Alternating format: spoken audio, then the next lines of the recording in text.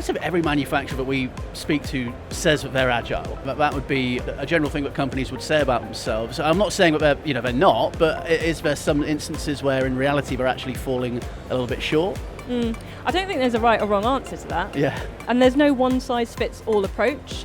It's got to be whatever is right for the company at that point in time to suit the business ambitions and what they need to deliver.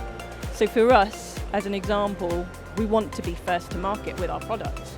And we've done some unique things in our development process which have allowed us to get there. We've learned along the way as well. What we're looking at is, when we do our next project, is how to leverage on some of the approach that we've taken, some of the tools that we've used, make it better next time, make it more efficient as well, to allow us to be quicker, faster, and get the new technology that is going to be the next thing that we're going to have to push to the market.